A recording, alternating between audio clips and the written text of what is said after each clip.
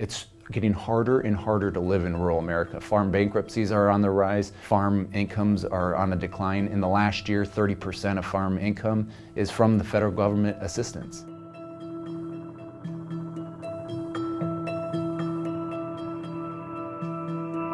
As of last fall, our district has lost $558 million. You want to see how farmers are doing? You check how truck sales are doing. And right now, they're at decades low. We have wages that have been stagnant. Farmers are having to work off the farm, that second and third job, just to pay for health insurance. And these are things we didn't have to deal with in previous generations.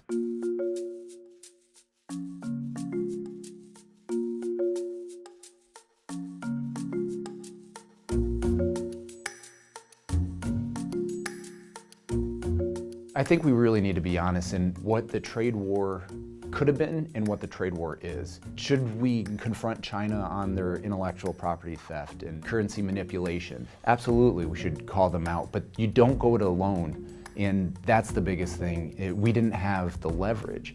Sonny Perdue said there's going to be no more bailout money. And the biggest issue that I have is where is the bailout money going to? Because over $127 million have gone down to JBS down in Brazil. It's not going to the family farmer that we expect here in Iowa. The ones who are struggling, who really need it, they're getting like 25 bucks. The most simplistic way that we can talk about how Donald Trump is wrong when it says that China is paying for these tariffs is that we're borrowing money from China to pay our farmers to not sell their products to China. There's this narrative that these tariffs are a temporary thing, but it's not temporary when we lose the supply chain that allows our beans and our products to go to China. You see farmer suicides on the rise, and we don't know if we're going to stay in these markets. We fought decades and put millions of dollars into getting to the Chinese market, and now we don't even know where the global supply chain is shifting towards. A lot of these multinational corporations, they're going to sell to China one way or the other. I want it to be from Iowa farmers. Last cycle, we started from scratch, and we were able to move the needle 24 points, which was third most in the nation amongst all challengers. We got 25,000 more votes than there are registered Democrats in the district. And a huge part of that was not only calling out King for who he was, but it was also standing for what we're for and not just what we're against. Every American citizen, when you turn 18, you should automatically be registered to vote. We need to get this back to a democracy of the people, by the people, and for the people. And the way you do that is by including the people.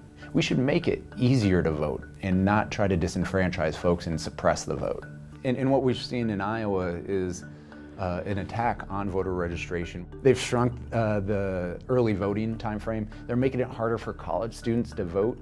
In our district, a district that has Iowa State University in it, that directly impacts our race. Our goal should be universal health care, something like Medicare for all. It's probably going to take steps to get there. Whether it's the first thing we do is a robust public option or some sort of alternative, we need to implement that immediately, because the reality in my district is that almost every gas station has a donation box for someone who just got sick or someone who just got in the hospital. We have way too many GoFundMe sites and pancake breakfasts to pay for our medical expenses. And one of the bigger important things that people don't realize, farmers don't have employer health insurance. This system doesn't work for my district. And so as we're moving into more of a gig economy as well, we need a healthcare system that matches the 21st century.